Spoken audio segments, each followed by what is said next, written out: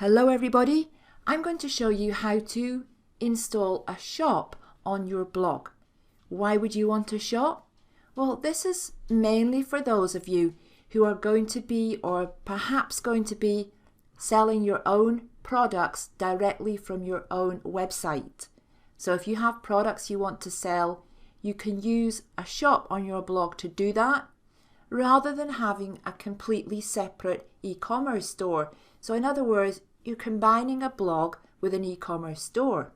But you can also use a shop plugin to sell affiliate products as well. Alright, so the first thing we're going to do is we're going to install a free plugin called WooCommerce. Over to Plugins, Add New, and do a search for WooCommerce.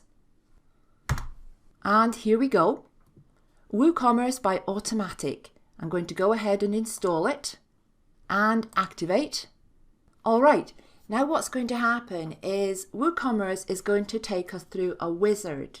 Now you could exit this if you wanted to and do it later, but I'm going to show you anyway how you go through the whole setup. Okay, where is your store based? This store is based in the UK.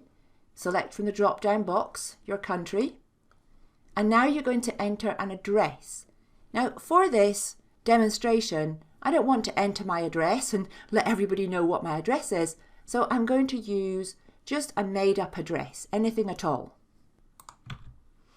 Alright, there we go. I've just used a random address generator. This is not a real address, it's just a made up address. Okay, what currency do you accept payments in?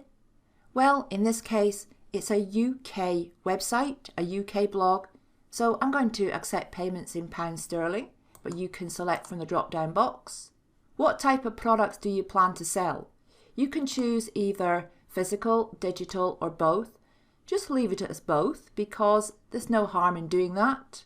And I will be selling products or services in person. I won't be, so I'm not going to tick that box. Help WooCommerce improve with usage tracking. I always leave that ticked, but it's up to you. And then let's go. Alright, now we're going to choose a payment processor. Now because this is a UK store, WooCommerce is giving me Stripe and PayPal. Depending where you are in the world, you may have other options. Now by leaving this box ticked, Stripe will automatically set up an account on your admin email, so the email that you're using for your blog. PayPal. Now, if you want to accept PayPal as well, so maybe you want two different payment methods, a choice for people, then you can put this to on.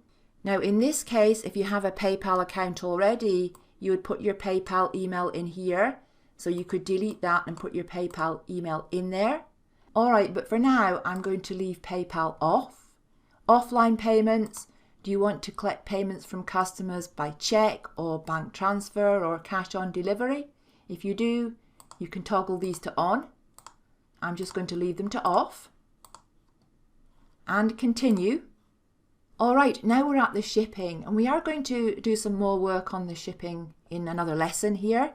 But for now, let's just leave this as flat rate and enter something here. And we're going to change this and fine tune it later. I'm just going to enter anything at all here for now. Locations not covered by your other zones. So here, if I'm going to ship products to outside of the UK, maybe I want to charge more. So I'm just going to put in here 5. And once again, we are going to fine tune this later. Now for weight, you can choose whether you're going to use kilograms and grams or pounds and ounces. And for dimensions, you can choose whether you're going to use centimeters or inches. Now, these are recommended for all WooCommerce stores. I'm going to leave them ticked, and I don't generally use Mailchimp, but just for this demonstration, I'm going to leave it ticked anyway. I'm going to leave the others ticked.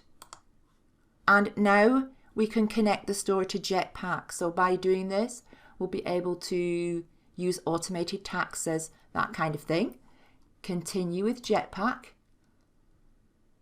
All right, and now you should get a screen like this. Email address already pre-populated, and you can create a username and password. create account, completing setup. It can take a minute. And there we go, that is the setup and connection complete. Get tips, updates and inspiration straight to your mailbox. I don't want that, but if you do, just click on yes please. Now next steps, create a product, but we're not going to do that right now because there are other things in the WooCommerce settings that we need to go through first. And in any case, you may not have any products at the moment. This could be something that you're doing for the future because once you've installed it and set it up, it's there for you for the future.